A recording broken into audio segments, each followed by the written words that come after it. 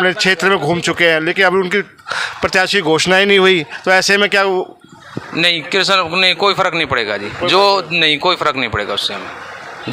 जो है वो रहेगा, या प्रताप को मिल जाए कांग्रेस से या करंदलाल को, बेटर तो करंदलाल है। और जैसे लोकसभा चुनाव है, जैसे बीजेपी ने अपना प्रत्याशी उतार दिया है, कि जैसे कांग्रेस है, इनेलो है, जेजेपी है, इन्होंने अपने प्रत्याशी उतारने बाकी है, तो क्या ये जो देरी हो रही है प्रत्याशी को उतारने में, तो क्या ये इसका असर पड़ेगा उनके?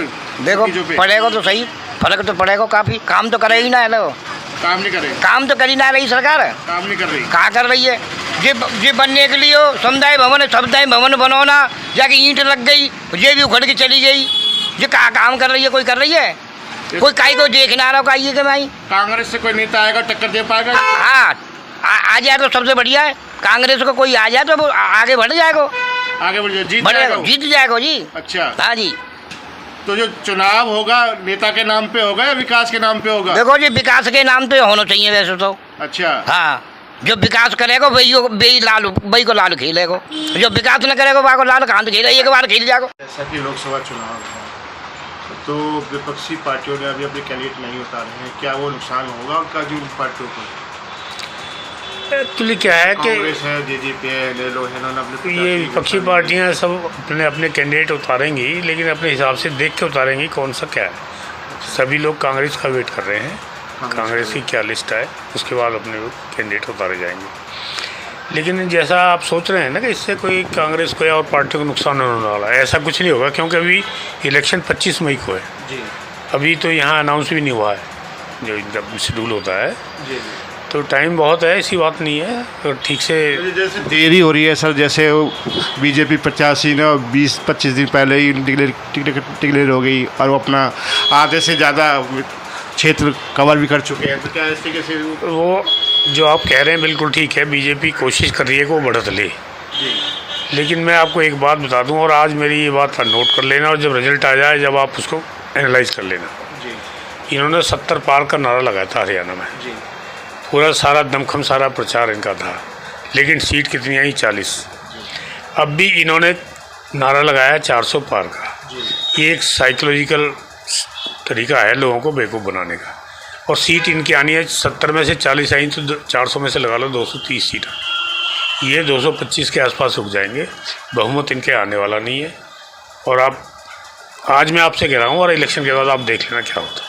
हम फरीदाबाद विधानसभा क्षेत्र की बात कर रहे हैं सर, जैसे ये जो यहाँ के प्रत्याशी हैं वो 10 लाख पार की बात कर रहे हैं, ये सिर्फ एक साइकोलॉजिकली एक अपना बढ़त दिखाने की बात है। आप रूरल एरिया में जाइए, वहाँ लोगों से पता करिए कि बीजेपी प्रत्याशी का कितना विरोध है। खुद इनकी अपनी कम्युनिटी में इतना विरोध है, जब आप देखेंगे इलेक्शन होगा तब पता लगेगा आपको, अभी नहीं।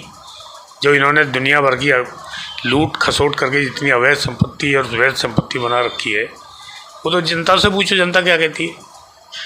आप जनता से पूछोगे, अगर न्यूट्रल आदमी से आप बात करोगे तो वो कहेगा जी इसी को हराना हमें, तो बाकी जो होगा देखा जाएगा। ये तो एक साइकोलॉजिकली अपना वो दिखा रहे हैं लोगों को कि भाई हम ये हैं, हम वो हैं। क्योंकि अब चलो, अब मीडिया से आपको अच्छा भी नहीं लगेगा जो मैं कह रहा हूँ, आज मीडिया सारे संस्थान सब तो इन्होंने खरीद रखे हैं, किसी की हिम्मत नहीं बोलने की, बोलेगा उसको बेचार का रास्ता दिखा देते। मोदी फैक्टर काम आएगा सर? मोदी फैक्टर तो इनको लेकर बैठेगा, अब देख लेना। कोई मोदी फैक्टर नहीं है कोई। अब कल आपने भाषण सुना मोदी का? तो वो कह रहा था मैं हेलीकॉप्टर से वाया सड़क के रास्ते आ रहा था, तो मुझे ऐसा लग रहा था हेलीकॉप्टर सड़क पे चलता है।